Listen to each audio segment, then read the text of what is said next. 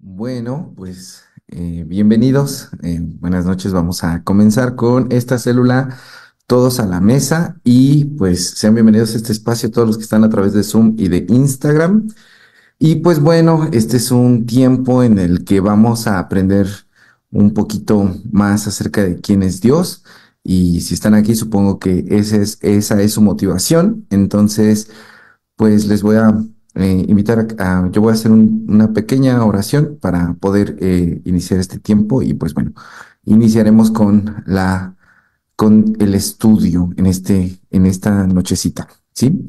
A esta célula. Y ahorita decimos que es una célula y todo eso. Bueno, permítanme orar. Dios, te damos gracias porque hoy podemos a través de estos medios estar reunidos y aprender un poco más de ti. Muéstranos lo que quieres mostrarnos en Jesús. Amén.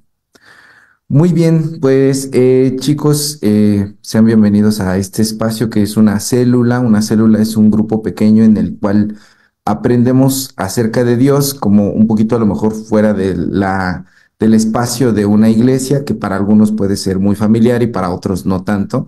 Entonces, pues el objetivo es que hoy podamos conocer un poquito más de Dios y por ahí vi que Leslie ya estuvo subiendo algunas historias acerca de qué es lo que vamos a estudiar. Entonces, digamos que ella ya dio el intro. Si no lo han visto, vayan a su perfil a ver lo que ella subió. Y bueno, pues en este estudio vamos a acercarnos un poquito a esta colección de libros que llamamos Biblia. La Biblia es una colección de libros, una biblioteca, tiene 66 libros. Y dentro de esos 66 libros, pues hay cuatro muy especiales. Y esos cuatro libros muy especiales se llaman evangelios, que quiere decir dar la buena noticia. De ahí viene también la palabra ángel. Y bueno, en estos evangelios aprendemos acerca de la vida de Jesús.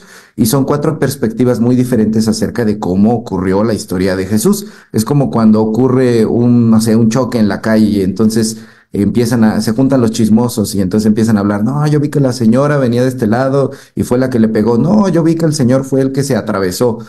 Cada quien desde donde lo haya visto y en el momento en el que haya llegado va a relatar las cosas de manera distinta. Entonces los evangelios nos ofrecen cuatro visiones acerca de la vida de Jesús y entre ellas hay cosas en las que se parecen, cosas en las que no se parecen, cosas que relatan diferente. Y pues bueno, el que vamos a estudiar nosotros es el que aparece al último en las Biblias, que se llama el Evangelio de Juan. Se le llama tradicionalmente Juan porque se cree que un discípulo de Jesús que se llamaba Juan, que era el discípulo más joven, fue el que lo escribió. Aunque por ahí hay quien dice, los expertos analistas de esto dicen, pues no fue Juan. En realidad no dice ahí nunca que haya sido Juan. Dice que lo escribió el discípulo amado, pero nunca dice el nombre de quién es el discípulo amado, ¿no? Y hay unas teorías bastante interesantes sobre quién lo escribió, ¿no? Si fue María Magdalena, si fue José de Arimatea, si fue Nicodemo, si fue alguien que no sepamos, pero lo bonito del Evangelio de Juan es que como no dice el nombre de quién es el discípulo amado que lo escribió, tú puedes poner tu nombre allí y entonces tú te puedes apropiar de la historia y decir yo soy el discípulo amado. Y es como si lo vieras en una película desde perspectiva de primera persona, POV, ¿no?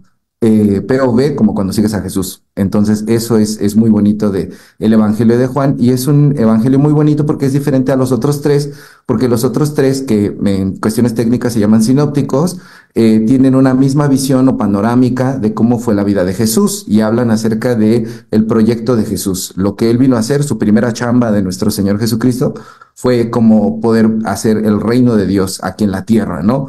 Y eso es lo que narran los otros evangelios, Mateo, Marcos y Lucas. Pero Juan se centra en una cosa muy diferente. En los otros evangelios, siempre que le preguntan a Jesús quién es o que revele su identidad, como que Jesús se esconde y no quiere decir qué onda, quién es. Pero en el evangelio de Juan, abiertamente dice que Él es Dios. Entonces, el evangelio de Juan se centra en quién es Jesús, quién es Dios. Entonces, a mí me serviría mucho como para ir conociendo qué ideas tienen sobre Jesús, que puedan escribir en el chat aquí, los que están en Zoom, los que están en Instagram, qué idea tienes de quién es Dios, de quién es Jesús, han sido las cosas bonitas y las cosas no tan bonitas que has escuchado acerca de Dios, ¿no? Por ejemplo, las abuelitas te pueden decir, si haces eso, Diosito te va a castigar, ¿no? Entonces a veces se ve a Dios como alguien que castiga, ¿no? Si haces esto, Diosito te está viendo, ¿eh? Como Diosito todo el tiempo está ocupado de ver el live de tu vida, ¿no? Está conectado para ver si es cosas buenas o malas.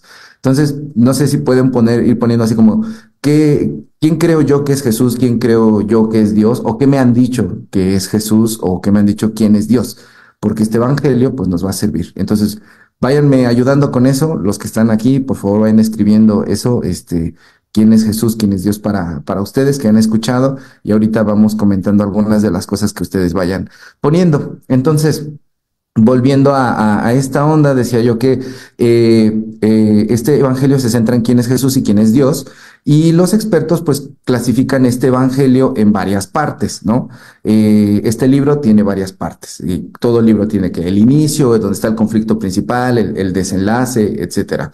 Este libro de Juan, este evangelio de Juan, tiene algunas partes en donde Jesucristo hace 7 señales muy, muy importantes. Y no se les llama milagros, se les llama señales. O sea, 7 hechos sorprendentes que nos muestran quién es realmente Él y quién es realmente Dios.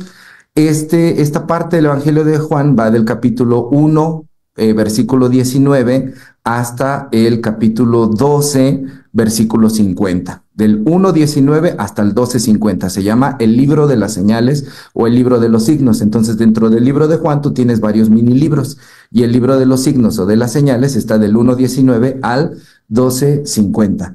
Y bueno, aquí lo que quiere mostrar este libro de las señales es el amor que tiene Dios para nosotros para acercarnos a Él. Y bueno, aquí hay algunos comentarios de lo que ya están poniendo. ¿Quién es Jesús? Un amigo, mi bestie. Jesús es todo amigo, consejero, todo Jesús amigo, hermano, escucha, abrazo y alegría. Jesús es quien más nos va a amar, porque dejó sus derechos como Dios y como hombre para regresarnos a casita. Bueno, yo creo que estabas extraviado, ¿no? Sí, muchos tenemos ese concepto de Jesús, ¿no? Está muy, muy padre eso. Y en el Instagram dicen por ahí, normalmente dicen que es alguien serio, alguien que castiga, pero yo creo que es un amigo con quien te puedes sentir amada. Exactamente, Ale, eso me parece muy importante, ¿no? Que a veces nos cuentan eso de Dios, entonces, pues nada mejor que ir realmente a la fuente de las cosas para saber quién es Dios y quién es Jesús. Y este viaje que vamos a hacer en estas semanitas, va a servirnos para descubrir quién es realmente Dios. Dice Euni, Jesús es mi íntimo amigo de la infancia, bien cool y asteric. Jesús es asteric, nunca había pensado así. Sí, sí tenía un look bastante asteric, es cierto, Jesús es así. A mí a veces me tiene confundida a quién debo dirigirme al orar. Entiendo que Dios es un Dios de 3 personas, pero no son las mismas, pero hacen uno mismo. Y exacto. Bueno, qué bien que lo comentas. María, espero que con el paso de las sesiones vayamos resolviendo un poquito más esta situación, ¿no? Pero es muy interesante, por favor, alguien de ahí del gabinete anote eso porque sí quiero retomarlo hacia el final. Bueno, entonces continuando un poquito con la introducción de lo que vamos a ver el día de hoy, para mí va a ser muy importante que si tienes dónde anotar, puedas poner una preguntita que quisiera que en cada una de las sesiones podamos responder para nosotros mismos. Y esa preguntita es, ¿cómo quiere tratarnos y qué quiere hacer Jesús en nuestras vidas? ¿Cómo quiere tratarnos y qué quiere hacer Jesús en mi vida? O sea, ¿cómo quiere tratarme y qué quiere hacer Jesús en mi vida? Eso va a ser muy importante que tú lo puedas anotar por allí, porque eso es hacia donde queremos dirigir el estudio, ¿no? Entonces, les decía que Jesús hizo, bueno, antes un comentario de el hermano Alf, dice, es compa, te escucha y te consuela, pero también te acompaña en tus andanzas, exactamente, ¿no? Y saben, no les voy a contar mis andanzas, chavos, porque se pone medio tenso el asunto, pero es verdad lo que están comentando allí. Bueno, si ya notaste la preguntita, ¿cómo quiere tratarme y qué quiere hacer Jesús en mi vida? Te comento que estas 7 señales, estos 7 hechos sorprendentes que Jesús hace en el Evangelio de Juan, pues tenemos que aprender cuando los leemos, no debemos leerlos como si fuera un periódico, así. En el periódico tú lees y señora mató a un perro, ¿no? Qué feo que haya matado a un perro. Pero lo lees y te preguntas, ¿qué significa eso? Pues que una señora mató a un perro. Literal, lo que está ahí es lo que pasó, ¿no? Así se escriben las noticias cuando las ves en alguna página, en algún diario, etcétera. Pero cuando tú lees estas 7 señales que hizo Jesús en la Biblia, tenemos que aprender que sirve un poquito la metáfora, por eso se llaman señales. Cuando tú vas en la carretera y de repente ves ahí un señalamiento, una señal que dice que el camino empieza a ponerse con curvas, no significa que ese letrero sea el camino con curvas, sino que ese letrero está apuntando a algo que está más adelante en el camino. Entonces, cuando yo leo las señales de Jesús, más que detenerme en las cuestiones literales de lo que está aconteciendo, tengo que pensar a qué está apuntando esto, qué es lo que está significando. Y es lo que a mí en particular, yo me especialicé en estudiar el libro de Juan, cuando yo estudié, porque pues sí estudié, esta cuestión a mí me llamó mucho la atención, porque en Juan todo es como simbólico, todo es como muy poético, todo tiene como un doble significado y te pone a imaginar y pensar un montón de cosas. Entonces es lo que me gusta mucho a mí del Evangelio de Juan. Entonces las señales apuntan a otra cosa. No apuntan al hecho en sí mismo, sino apuntan a Jesús, apuntan a Dios. ¿Quién es Dios? ¿Quién es Jesús? Y cada vez que leamos una de estas señales, vamos a encontrar a gente que está sumergida en sus tragedias más terribles en su vida, pero que de alguna manera se encuentran con Dios en ese momento, y Dios cambia su enfoque para que dejen ver todo, solamente lo terrenal, y empiecen a ver como algo más trascendente. Entonces vamos a ver a gente llorando, gente que se le murió un familiar, vamos a ver a gente que ha sufrido durante más de 30 años. Y aquí es cuando nosotros podemos comenzar a empatizar un poquito con las historias que se nos narran en esas señales, porque tú puedes pensar qué tragedia o qué momento difícil o qué situación dificultosa estoy atravesando en la casa, en la escuela, con un ex que no logro superar, con algo que me está pasando a mí, y en ese momento llega Jesús a hacer una señal para que yo pueda ver algo más allá de lo que estoy viendo en ese momento, ¿no? Entonces, el Evangelio de Juan, a través de estas situaciones que nos narra a través de símbolos, nos deja conocer un poquito más a Jesús. Entonces va a hablar de Jesús como que Jesús es una luz, Jesús es la verdad, Jesús es un camino, Jesús es palabras que traen vida, Jesús es vino. Y pues bueno, vamos a abordar la situación. Estas 7 señales, quiero comentarte, son 7 señales. En griego se dice semeia, de ahí viene la palabra, por ejemplo, semántica, o quienes han estudiado, no sé, literatura o la Facultad de Filosofía y Letras, semiótica, ¿no? Semeia significa señal en griego. Y son 7 señales las que hay en el libro de Juan, el Evangelio de Juan. La primera es cuando Jesús transforma el agua en vino, que eso lo vemos en el capítulo 2, versículos 1 al 11. La sanidad al hijo de un funcionario de gobierno, que lo vemos en el capítulo 4, versículos 46 al 54. Cuando Jesús cura a un paralítico en un lugar llamado Betesda. La cuarta sería cuando Jesús alimenta a 5,000 personas. La quinta, perdón, cuando Jesús camina sobre el mar. La sexta, cuando Jesús sana a una persona que era ciego de nacimiento. Y la séptima, cuando Jesús resucita a Lázaro. Y vamos a ver cada una de ellas. Hoy solamente nos vamos a concentrar en la primera, y en las demás sesiones veremos las demás señales, ¿no? Entonces, pues más o menos vamos a echar unas 7 semanitas. Espero que nos acompañes a lo largo de este viaje. Y la versión que vamos a estar utilizando de la Biblia tiene muchas traducciones, y todas de ellas tienen se hacen necesarias porque el lenguaje cambia, ¿no? Por ejemplo, ahora en los cambios del lenguaje inclusivo que están ocurriendo en nuestra sociedad, y todo eso nos hace como importante que renovemos el idioma, ¿no? El idioma va evolucionando siempre. Entonces, estas traducciones pues se hacen por eso, porque el idioma cambia, y no significa que haya una traducción que sea malvada o maldita o para ocultarte la verdad, como a veces salen algunos videos de YouTube, ¿no? La verdad que no quieren que te enteres, y por eso hicieron esta traducción. No, más bien es como que quieren que lo entendamos mejor, al contrario, ¿no? Entonces la versión que vamos a utilizar se llama Nueva Traducción Viviente, NTV. Tú la puedes buscar en internet, la puedes descargar en la aplicación de la Biblia, hay muchas aplicaciones. Nueva Traducción Viviente es la que vamos a estar utilizando. Entonces, si tienes hasta aquí alguna pregunta, a los que están en Zoom, si alguien quiere abrir el micrófono, adelante, o si gustas escribirla en el chat. Y también para los que están en Instagram, si quieren ir escribiendo como sus preguntitas de que, profe, regrésese al punto 1. Claro, yo me regreso al punto 1 si es necesario, ¿no? Entonces, pues esa sería la parte del intro. Entonces, si van ustedes escribiendo sus preguntitas, pasen la lista de las 7, exactamente, pasen la lista. Por favor, aquí saben, chavos, todos tienen 10 de entrada, ¿eh? Y ustedes se van a ir quitando puntos o no, dependiendo de su participación. La participación, vale 30%, chicos. Agua en vino, dice Gabe, profe, ¿puedo ir al baño? No, te aguantas. Ya empezaron los chascarrillos, dice Alexandra. Pues sí, ya empezaron, ya empezaron. Si no hay preguntas, pues entonces vamos a comenzar entonces con la primera señal y ahí le voy a pedir a el buen Emma que nos ayude con la magia de la tecnología a poder ver los versículos de Juan 2 en pantalla porque vamos a leer esta primera señal. Quiero que hagamos una primera lectura como para enterarnos de qué es, por si alguien no tiene idea, pero después vamos a ir haciendo la lectura un poquito más despacito, ¿ok?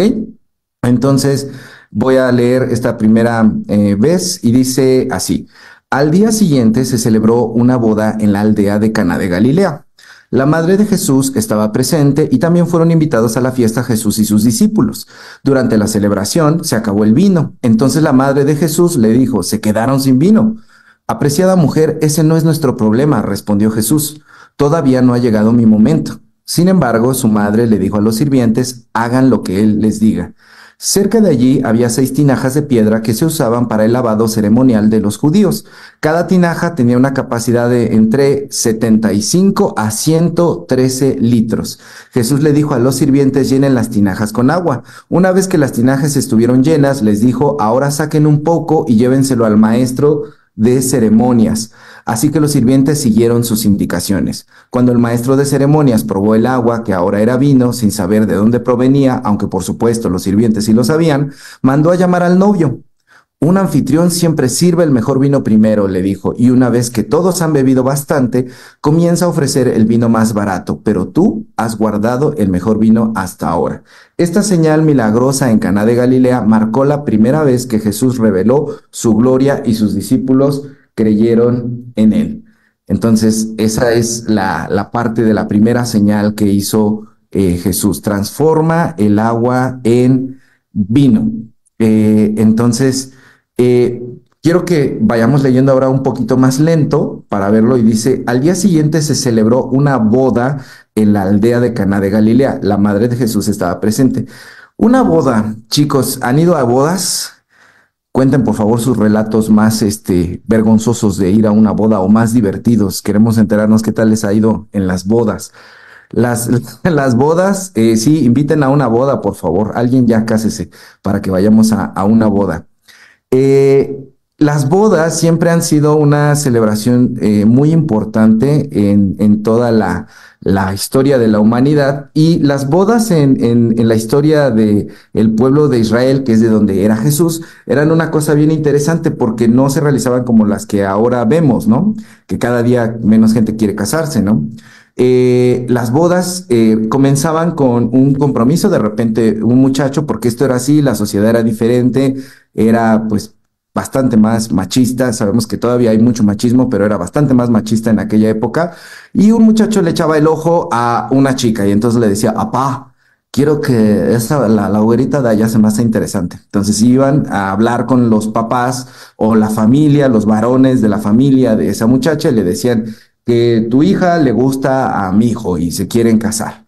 Entonces llegaban a un acuerdo económico y para dar una retribución económica que se llamaba la dote, que pues eran beneficios económicos para la familia, ¿no? El que quería casarse con la chica tenía que dar algunos regalos a la familia y establecían un tabulador, había hasta una tarifa ahí, por ejemplo, si la chica era soltera, nunca había estado casada, valía más, pero si ya era más grande, valía menos, si había sido divorciada o era viuda, pues valía muchísimo menos, entonces pues yo no inventé las reglas, así era en aquella época, y establecían el tabulador, ¿no? Una vez que se hacía eso, se hacía un día de ceremonia en donde hacían una pequeña fiesta, que esto todavía no era la boda, era para celebrar un contrato y el contrato se llamaba ketubá. Y en este contrato, pues bueno, establecían los términos como legales. Si tú te mueres, ¿quién se va a quedar con las propiedades? Si pasa esto, ¿qué es lo que va a suceder? Ponían todos esos asuntos en escrito y hacían una fiesta y a partir de allí comenzaba un año en el cual estas personas que se iban a casar no podían verse, no podían citarse, no podían darse por ahí un besito, ¿no? De repente, no, que vámonos por un helado, no, no, nada, no, ni había helados, entonces no podían, ¿no? Vamos mucho menos a tener intimidad. Por supuesto que eso no se podía en ese lapso de un año que tenían que esperar para que se pudiera hacer la fiesta de la boda. Pasado ese año, venía ahora una situación muy interesante en la cual unos días antes tenían que hacer unos rituales de lavamientos. La mujer tenía que lavarse con agua y con aceites aromáticos y el hombre entraba a una piscina que se llamaba mikvah y que tenía agua que era preparada especialmente para rituales de purificación. Se sumergía. Digamos, era una especie como de bautismo, ¿no? Y ahorita les voy a contar un poquito más de eso. Y una vez que hacían esos lavamientos, entonces comenzaba la noche anterior a la boda, que la boda era como las bodas de pueblo, que duraban varios días dependiendo de la posibilidad económica de la familia. Entonces, en ese momento, pues ya la persona las personas que iban a casar, el novio salía con sus amigos y con sus amigas de noche en una procesión rumbo a la casa de la novia y la encontraban ya sea en la casa o a medio camino y de ahí iban hacia el lugar en donde se iban a casar. Una vez que llegaban allí, y se daba la bendición, entonces pasaba algo muy interesante, no era de que ya el agente religioso, el papá o el rabino de aquella época daba la bendición y ya, órale, vamos todos a festejar, no.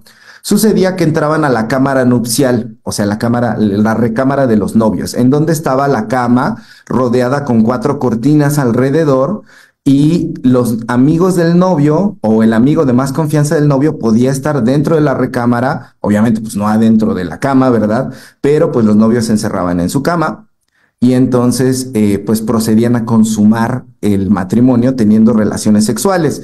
Y cuando el acto se había consumado, el amigo que había estado allí testificando que esto había sucedido, salía a darle el aviso a todo el mundo de ¡Ey! Ya lo hicieron, ¡viva! Y entonces comenzaba la celebración. Entonces, por aquí, terror, qué oso, efectivamente. Yo siempre me lo he imaginado así, pero ¿para qué estaba el amigo como echando porras? ¡Hey, tú puedes, venga, venga! ¿No? O sea, como de respaldo, ¿para qué? Pero pues era la costumbre de la época en ese momento, ¿no? Así se llevaban a cabo las bodas. Entonces, pues era una fiesta de mucha alegría para toda la comunidad y pues eran las costumbres de la época. Por ahí Jesús en otra parte de la escritura dice que es como el amigo del novio que se alegra de que el novio sea casado y nosotros, qué bonito, sí, porque a mí me da felicidad cuando mi amigo se casa. No, está refiriéndose a esto que les acabo de relatar. Pero bueno, estas bodas ya eran de por sí un motivo de alegría, pero tenían un significado mucho más profundo en cuestiones, pues, digamos, en cuestiones simbólicas, porque en la Biblia constantemente resulta que Dios se refiere a, se refiere a su pueblo o al amor que le tiene a su pueblo, las personas que creen en él, con términos de boda. Entonces lo que Dios dice en algún momento es que él va a regresar y a tener una boda con su pueblo y que nos ama tanto como una persona que se va a casar con otra de esa manera. Entonces hay un por ahí, no sé si Emma lo está viendo, yo no lo estoy viendo acá en el live de Instagram, pero hay varias citas que hablan de esta situación, de cómo Dios concibe el amor que le tiene a su gente como una boda. Y hay 2 citas nada más, una cita nada más que queremos leer que está en Apocalipsis 19 y dice así: alegrémonos y llenémonos de gozo y demos honor a él, porque el tiempo ha llegado para la boda del Cordero y su novia se ha preparado. A ella se le ha concedido vestirse de lino blanco y puro de la más alta calidad, pues el lino de la más alta calidad representa las buenas acciones del pueblo santo de Dios. Y el ángel me dijo: escribe esto, benditos son los que están invitados a las cenas de la boda del Cordero. Y estas son las palabras verdaderas que provienen de Dios. Entonces, pues Dios dice, ¿no? Al final de los tiempos voy a regresar para tener una boda con ustedes. Entonces las bodas tenían un significado muy especial del amor de Dios, de que Dios cumple sus promesas, motivo de alegría y representaban los tiempos en los que Dios iba a venir a sacar a la gente de todo el sufrimiento humano que siempre se experimenta. Y bueno, eh, esto es bien importante tenerlo en cuenta cuando leemos Juan 2 porque todo ese simbolismo está detrás de cuando dice se celebró una boda. Se celebró una boda. Todo esto estaba en la cabeza de las personas que estaban viviendo allá. Y bueno, regresando a Juan 2, dice en el verso 2, y también fueron invitados a la fiesta de Jesús y a la fiesta Jesús y sus discípulos. Durante la celebración se acabó el vino. Entonces la madre de Jesús le dijo, se quedaron sin vino. Y aquí uno puede decir, bueno, ¿por qué eso es feo? Bueno, pues si siempre es feo, ¿no? Sin chupe no hay fiesta. No, hombre, ya se acabó la fiesta. ¿Cómo es posible?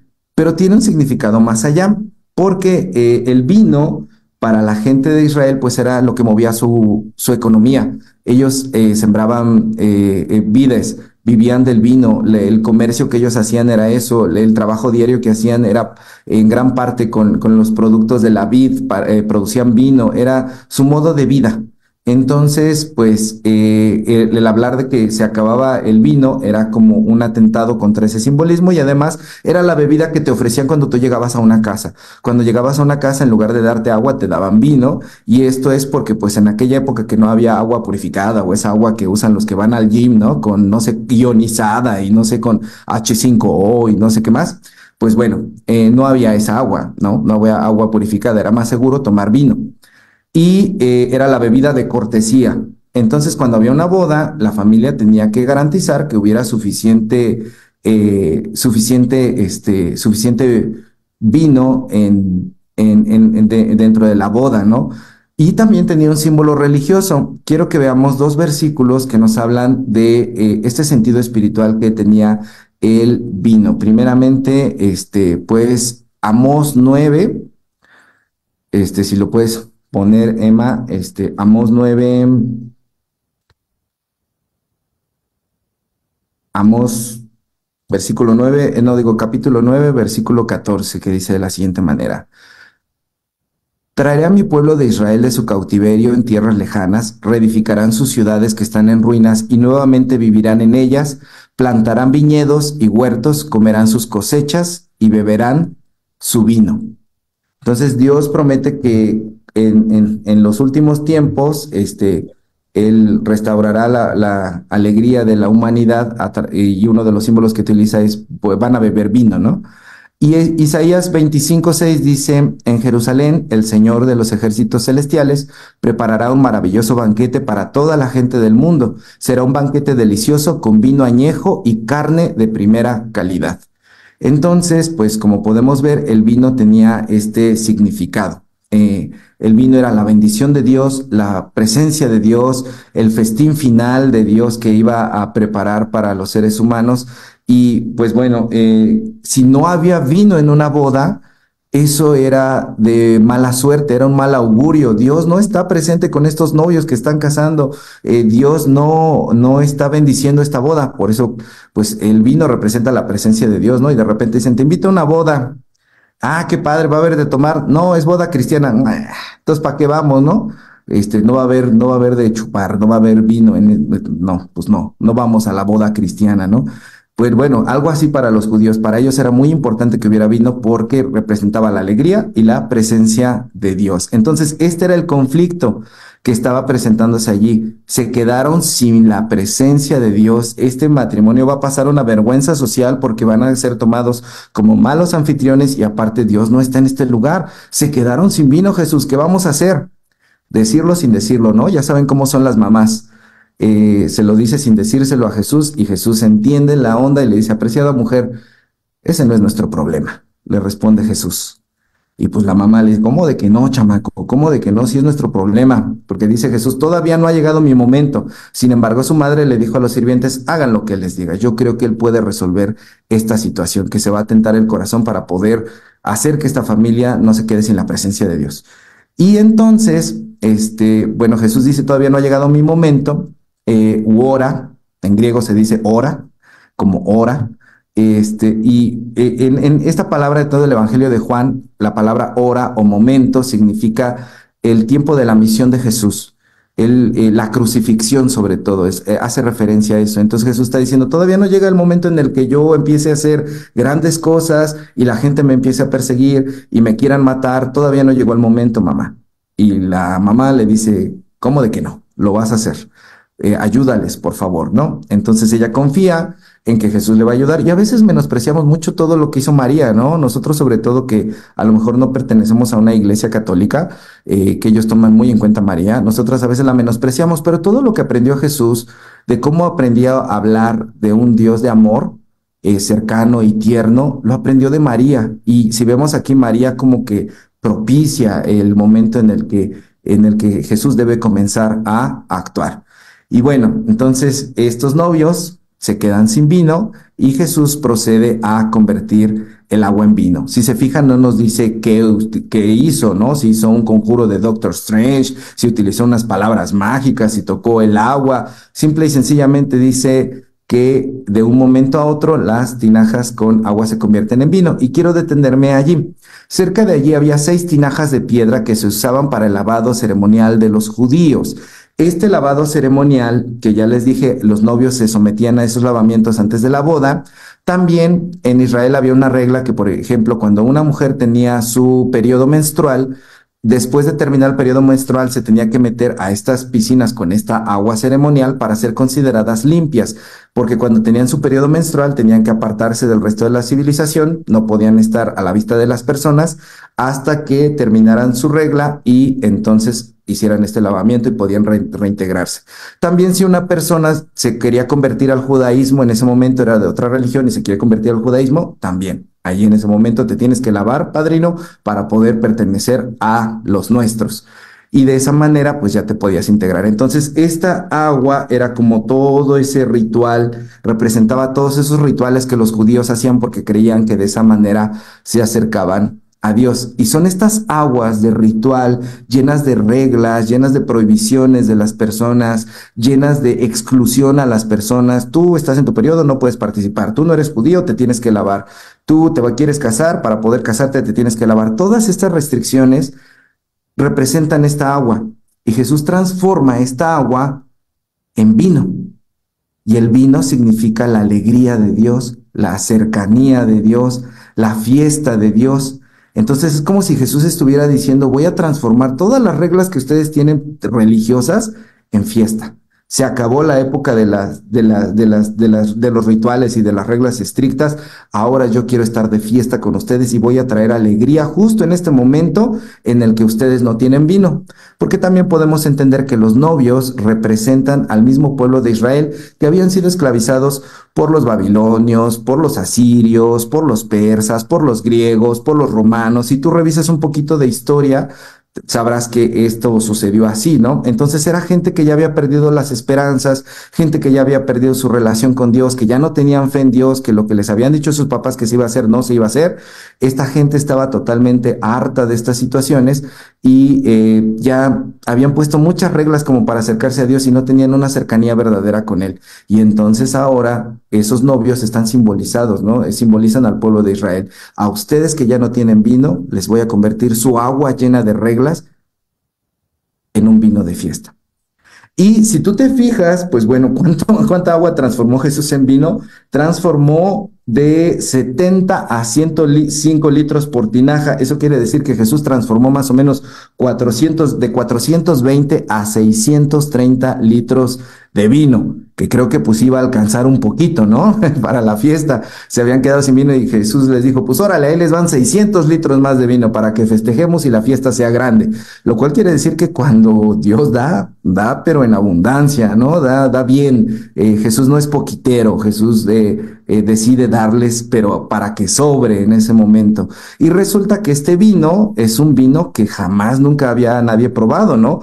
Les dijo Jesús, ahora saquen un poco y llévenselo al maestro de ceremonias. Así que los sirvientes siguieron sus indicaciones. Cuando el maestro de ceremonias probó el agua que ahora era vino, sin saber de dónde provenía, aunque por supuesto los sirvientes sí lo sabían, mandó a llamar al novio. Un anfitrión siempre sirve el mejor vino primero, le dijo. Y una vez que todos han bebido bastante, comienza a ofrecer el vino más barato. Pero tú has guardado el mejor vino hasta ahora. Es decir, utilizaban la vieja confiable, ¿no? De sacar primero el vinito, mejorcito para que se emborracharan y una vez que ya nadie notaba el sabor, órale, ahí les va el más barato, el Tonayan con Kool-Aid, ¿no? Para que se nos distraigan. Pero aquí ocurre al revés, el mejor vino viene al final porque Jesús puede darnos ese mejor vino, esas alegrías que son mayores que cualquier alegría que nosotros pudiéramos tener en esta vida. Entonces, esta señal de convertir el agua en vino tiene como muchas significaciones, ¿no? Es Dios diciéndole a su pueblo que va a renovar el pacto que tiene con ellos, es Dios diciéndole a la gente que venga a la fiesta, es Dios diciéndole a la gente ya no más ritos, es Dios dando una declaración pública de que cuando el vino en tu vida se te ha acabado, Él te trae abundancia. Y también es Jesús demostrándonos que tiene poder sobre las cuestiones naturales, que nosotros podemos decir, bueno, la fórmula del agua es H2O. Estuve investigando cuál es la fórmula del vino y no hay una en específico porque como lleva varios ingredientes, puede ser varias, ¿no? Entonces, transforma los elementos incluso químicos. Jesús en ese momento es Dios mismo haciendo las cosas en ese momento. Y bueno, también otro de los significados más bonitos y más hermosos que me gusta de esto es que Jesús está en pro del amor. Aquí hay dos personas que se les puede venir abajo su celebración porque no hay vino y Jesús dice, yo estoy a favor del amor, muchachos, salud, aquí va el vino para que celebren su amor. Y Jesús como todo un romántico también en este aspecto, ¿no?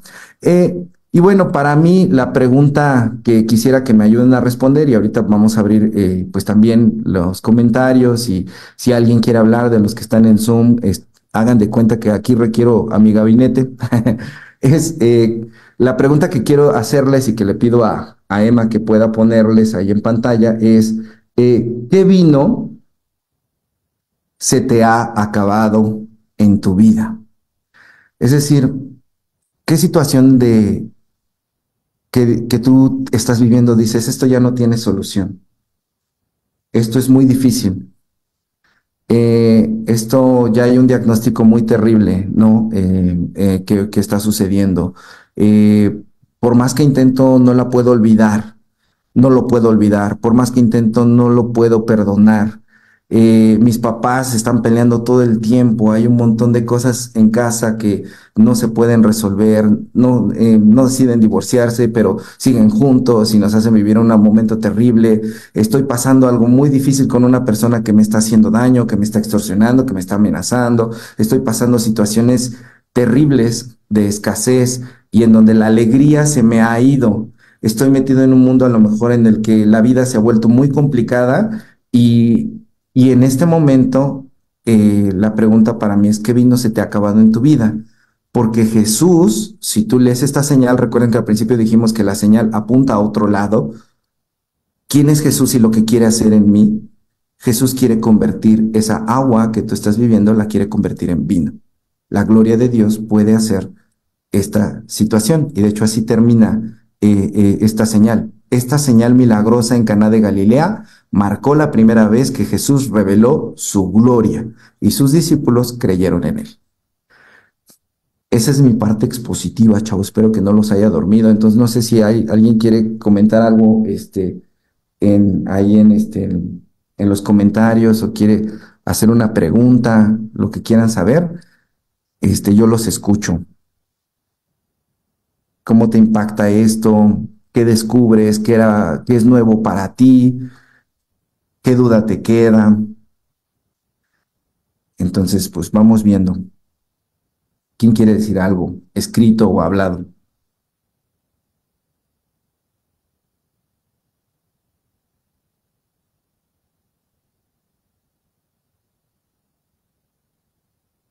Emma no aprueba. ¿Por qué no apruebas, Emma? ¿Lo del vino? ¿Sabe feo? Bueno, es que depende, ¿no? Es que como un gusto adquirido, el vino es como un gusto adquirido.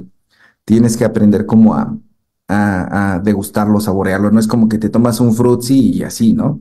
Hay ciertas situaciones. que se tienen que contemplar en ese aspecto. No estoy diciendo tomen vino, chavos, para que no me vayan a acusar. Pero sí, en cuanto a bebidas, tiene que aprenderse a tomar. Concuerdo, el hermano Alf. Funen al pastor Mario que dijo que hay que tomar vino. El contexto de las bodas y del significado del vino cambió la forma en que veía este milagro. Ah, ok, perfecto. María Aguilar, ¿cómo cambió eso? ¿Me cuentas un poquito más? A mí me encantaría saber cómo cambió ese contexto para ti. Voy a hablar. Adelante. Es que yo solo lo veía como como que yo siempre tengo esta imagen de el Dios de lo imposible, ¿no? Entonces, yo dije como, quizás solamente fue otra señal o una señal más. En este caso, bueno, ahora sé que fue como la primera. Este, mm, o sea, yo dije como, ay, es como una señal más de Jesús haciendo cosas imposibles para que se dieran cuenta que es Jesús el Hijo de Dios. Pero no sabía el significado del vino. Incluso como que, o sea, yo soy nueva en el Evangelio, entonces, este, mm, como que incluso lo compartía con mi papá y así, y yo le decía como, es que Dios no es aburrido porque mira todo lo que hizo y así. Me decía como, no, pues es que a Jesús hasta le gustaba chupar. Y yo de que, ¿qué? Y así, ¿no? Yo de que, y ya luego de que busqué un versículo donde dice de que no se embriaguen con el vino y así. Y yo, sí, pero que no te embriagues, pa. O sea, bueno, mi papá no es borracho ni nada, pero era como, como una aclaración para él. Y así, pero solo lo veía como vino así de que algo imposible, o sea, lo hizo posible y ya, pero no sabía yo que era esto, que era como la presencia de Dios o ajá, el manjar de Dios que les daba o que les representaba en ese momento y así. Muchas gracias, María. Qué interesante lo que nos estás contando y creo que todo esto que estás comentando es bien importante. Exacto, esta parte como de que en aquella época era la cultura tomar vino, ¿no? De hecho, también por eso Jesús decide que al momento de despedirse, pues bueno, va a hacer una ceremonia en la cual hay vino presente. Esto cambió con el paso del tiempo para los cristianos. De hecho, en la misma Biblia, por ahí en primera los Corintios 10, hay una referencia que dice que los cristianos de Corinto, en el 10 y en el 11, hacían todo un desorden. En lugar de reunirse para tomar el vino, eh, pues se emborrachaban, ¿no? Y terminaban las cosas muy mal. Y también, bueno, cuestiones culturales, cuando las iglesias protestantes, por ejemplo, llegan a México, había una situación, una crisis de alcoholismo muy fuerte, una crisis de salud pública en la época de las leyes de reforma y la época de la Revolución Mexicana, del Porfiriato, etcétera.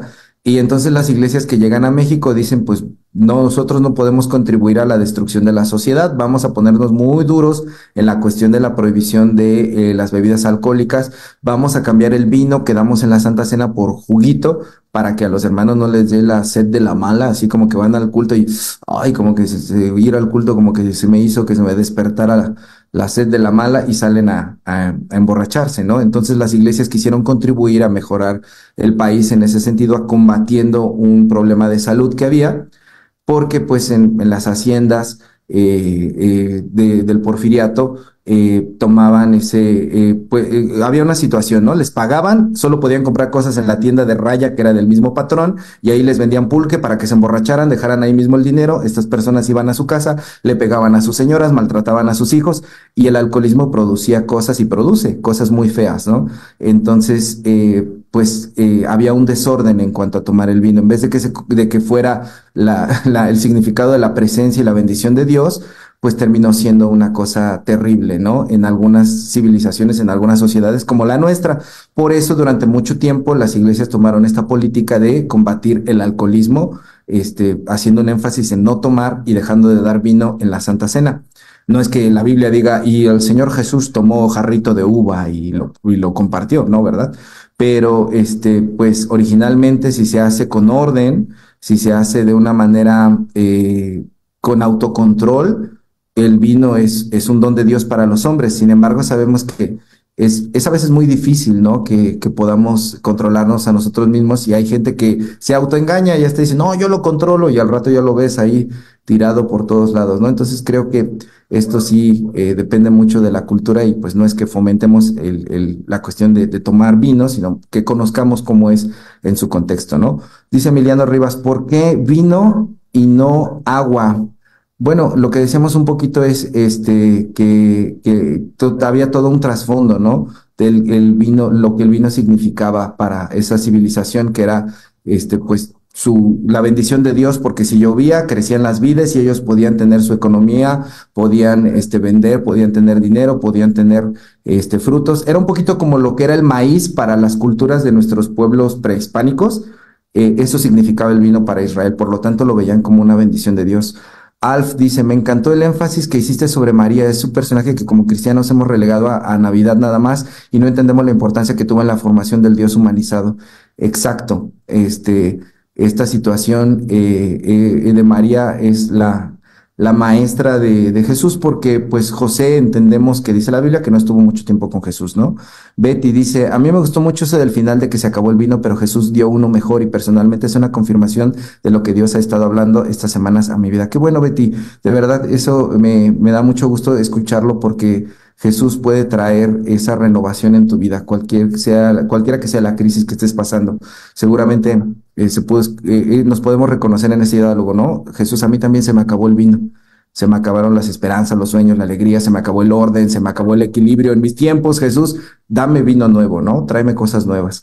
Y Gabe dice, ajá, es de acuerdo a la cultura, ¿no? Lo del vino. Sí, cada cultura lo ve diferente y creo que tenemos que ser respetuosos en eso. La Biblia también dice, ¿no? Que seamos respetuosos de quien quiere tomarlo y quien no quiere tomarlo, pero que siempre hagamos todas las cosas con autocontrol. Dios nos ha dado dominio propio y nada nos debe dominar, sea el vino, sea el Minecraft o sea lo que sea, de repente hay cosas que te vuelves adicto a eso y te sacan de tus tiempos y de lo que tú deberías estar haciendo, ¿no? En la vida. Y por aquí hay también algunos comentarios en Instagram, dice Ale, ándale, qué fuerte, no sabía sobre sus tradiciones. Sí, es fuerte enterarse como de las tradiciones de otros tiempos que a veces creemos que la sociedad o la civilización siempre ha funcionado como la conocemos, pero pues no es así, ¿no? Han pasado cosas distintas en las civilizaciones y enterarse enriquece nuestra cultura, pero sí nos saca de onda así como de cómo hacían eso, como cuando de repente ves, no sé, los documentales de que se hacían expansiones en las orejas en ciertas civilizaciones de este tamañote, ¿no? Yo sé que a muchos les gustan las ondas de los tatuajes y de las expansiones y todo eso, pero creo que nadie se haría uno de esos tamaños como esas tribus, ¿no? Si conocen a alguien, por favor, etiquétenlo. Y dice Noel, me asombra ver cómo Jesús también favorecía la celebración de las buenas fiestas. Por supuesto, Jesús se la vivía en fiestas. Y con esto no estoy hablando mal de él, ya lo comentaba ya en el parque que tuvimos la pequeña reunión a Jesús. Los mala onda lo criticaban de borracho y de comelón, pero a Jesús le gusta estar en las celebraciones con nosotros. Jesús no solamente ayudaba a las personas en necesidad y sufrimiento, Jesús quiere compartir nuestros buenos momentos también. Dios no es nada más para cuando estás en crisis, estás pasando algo terrible, es para cuando pasas cosas bonitas, te graduaste, te titulaste, lograste algo muy importante en tu vida. Ahí también Dios está contigo y quiere estar contigo y quiere que nosotros estemos, ¿no? Y de repente también creo que la gente que vivimos en las iglesias hacemos como la separación. Este es el momento santo en donde alabamos a Dios y ahorita viene la fiesta, eso ya es de la carne, pero ahí no, lo vamos a hacer fuera del templo para que Dios no nos vea que estamos pecando. Alguna vez con unos chicos de aquí de la iglesia que yo soy, les pregunté cuál es su grosería favorita. No, pastor, no la podemos decir, porque sálgase allá a la banqueta y allá sí se las decimos. Porque pues aquí está Dios. Y a veces nos enseñan eso, Dios está como en una jaula, en una cárcel que se llama iglesia, y saliéndote tantito para allá afuera, ya no está Dios. Entonces ahí ya puedes hacer lo que quieras y lo que quieras, ¿no? Como tú quieras vivir. Pero en realidad, pues Dios quiere estar con nosotros en todo tiempo, en los buenos momentos y en los malos momentos, y es padre que lo entendamos así. Dice por ahí, si me encuentro en ese proceso de sentir que se me acabó el vino, ¿qué puedo hacer? Creo que aquí es bien importante lo que hizo María. María nombró la necesidad específica delante de Jesús y le dijo, se les acabó el vino. La necesidad específica es esta, Jesús. Yo quiero que tú hagas algo.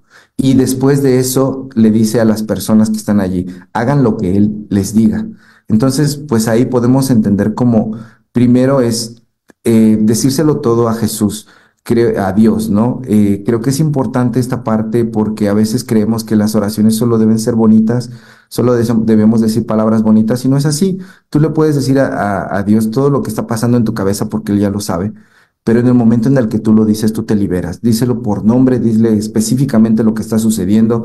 No tengas miedo de decirle, yo quisiera que pase esto, yo quisiera que suceda esto en específico y yo quiero hacer lo que tú me dices y pídele que te muestre hacia dónde ir, ¿no? Y entonces dedícate a lo que sigue, ¿no? Sigue sus instrucciones. ¿Cómo va a saber cómo voy a saber cómo seguir sus instrucciones? Pues bueno, a través de la lectura de la palabra y un tiempo de oración es bien importante que tú puedas tenerlo diariamente y dedicarle un tiempo a poder escuchar a Dios. Les comentaba apenas en la iglesia que en algunas otras civilizaciones cuando oran, le hablan a Dios, le dicen lo que tienen que decirle y después se quedan callados un momento, unos 5, 10 minutos, y lo hacen porque dijeron, bueno, ellos piensan, ya le dijimos todo a Dios, ahora yo quiero escuchar lo que Dios quiere decir. Y si tú puedes practicar esto, de poner en orden tu corazón de esta manera, después de decirle a Jesús lo que tengas que decirle, quedarte en silencio 1 o 2 minutitos sin decir absolutamente nada, creo que tu corazón también va a comenzar a entender qué es lo que tienes que hacer. Eso es lo que podría decirte, ¿no? Y sobre todo, pues apóyate en las personas que tienen un poquito más de experiencia espiritual que tú para poder crecer, ¿no? Me gustó mucho donde dijiste que el vino que nos da Dios es en abundancia. Le pido mucho a Dios que me dé de ese vino en general en vida. A veces siento que estoy muy estancada, así en shock, porque se me acabó el vino. Tengo esperanza de que me dé su vino en abundancia. Exactamente. Creo que es el poder saber que Dios da abundantemente, y con esto quiero decir abundantemente, quiere decir que es mejor de lo que tú puedes esperar. A lo mejor tú estás esperando que alguien te haga, voy a poner un ejemplo, ¿no? Que te haga caso el vato de la cuadra al que siempre le has llorado, pero Dios quiere darte algo mejor. Entonces tienes que dejar de anhelar eso poco para que Dios pueda darte lo que Él quiere verdaderamente para ti, que va a ser mucho mejor en tu vida, ¿no? Sé que Dios puede hacerlo, pero ¿qué me corresponde hacer a mí? Creo que es precisamente la voluntad de Dios está revelada en la Biblia. No conozco en específico qué es lo que estás pasando, cuál es la situación en específico, pero creo que puedes, hoy en día te puede ayudar mucho las aplicaciones de la Biblia, como tienen los planes de lectura, buscar en específico el problema que tú estás enfrentando y poder buscarlo por la palabra de lo que tú estás enfrentando y ver qué es lo que Dios te está diciendo que hagas en ese momento, ¿no? Y emprender acciones. Digo, no me atrevería a decir más algo en específico porque desconozco el contexto, pero creo que por ahí iría yo. Sí, eso, ¿por qué no tenemos una María que le diga a Jesús entonces debemos ser María o cómo? Debemos tener la actitud de María. María no solamente fue la mamá de Jesús, también fue discípula de Jesús, aunque le costó, ¿eh? En algún momento María quería que Jesús se callara la boca de andar predicando y lo fue a perseguir por allá de que, ay, no, que cállenlo, ¿no? Qué vergüenza. Que Jesús quiere pasar contigo tus logros y las actividades que te gustan, quiere una relación, exactamente. Y Betty, hay que vivir siempre como si Jesús estuviera con nosotros, porque Jesús siempre está con nosotros. Bueno, aquí hay otro, no, es el mismo, en Instagram. Perfecto, chicos. Pues bueno, no sé si nuestro moderador, nuestro buen Emma, quiera decir algo para cerrar la sesión, si ya no hay nada más que decir.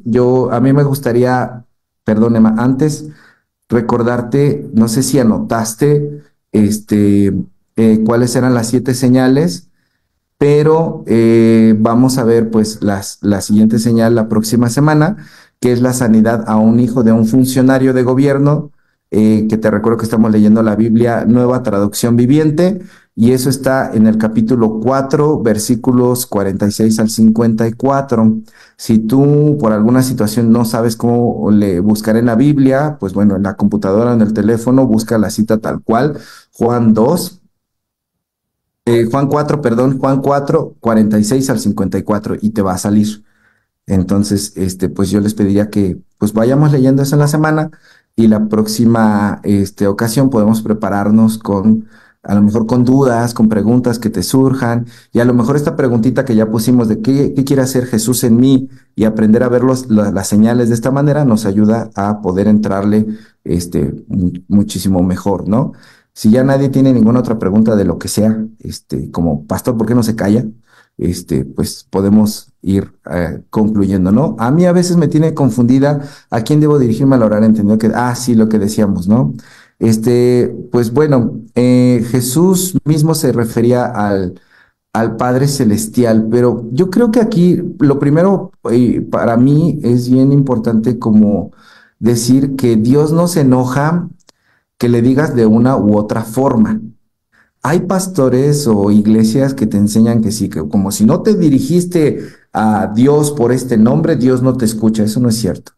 Dios escucha las oraciones de las personas que, que oran con sinceridad. La gente de todos lados, de todas partes del mundo, ora a Dios y le dice a Dios en su idioma, y Dios escucha cuando tú te refieres de corazón hacia Él. Jesús le llamaba papá, de hecho no es padre, le decía papá a Dios, de esa manera, ¿no? Creo que la cuestión de la Trinidad la podemos explicar un poquito mejor, le damos un chance para la siguiente. Pero aquí lo que me gustaría decir es que como a ti te nazca del corazón decirle, ten la confianza y la seguridad de que Dios te va a escuchar. Ahora, en algún momento la Biblia dice que nos refiramos al Padre pidiéndole en el nombre de Jesús. Entonces, decir, Dios Padre o papá o Padre, te pido estas cosas en el nombre de Jesús. Eso es un poquito como lo que dice la Biblia, pero yo no quisiera como llenar ahorita como de conceptos y esas cosas, ni coartar la oración, porque entiendo que Dios, cuando tú le hablas con sinceridad, si le dices Dios o le dices papá o le dices Jesús, te va a escuchar. Tú ten esa seguridad de que Dios entiende lo que tú estás diciendo y que no te va a censurar así como de, tú me llamaste papá, a ti no te oigo, ¿no? Tú me llamaste Jesús, a ti no te escucho. Y es que de verdad, o sea, a veces creo que nos meten mucho ese tipo de ideas en la cabeza y no son ciertas. Entonces, primero eso me gustaría decir a mí y ¿les parece si la próxima semanita vemos un poquito más de lleno esta cuestión como de Jesús, Papá, Hijo, Espíritu Santo? Dedicamos un tiempecito para poder verlo de esa manera, pero desde hoy te digo, como tú le llames a Dios, Dios te va a escuchar. Ten la seguridad de eso. Ahora sí, Emma, ya se compuso tu micrófono. Aquí me sale un anuncio que dice, el micrófono de Emma se ha compuesto. Adelante, danos unas palabras para cerrar, por favor.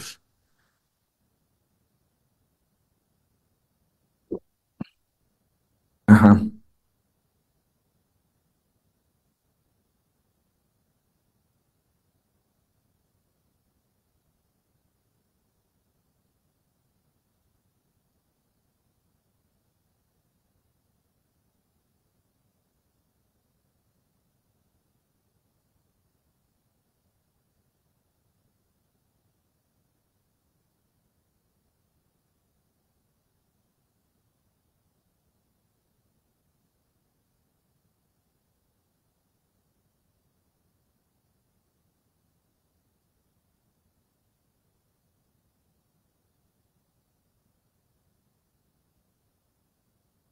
Ujú.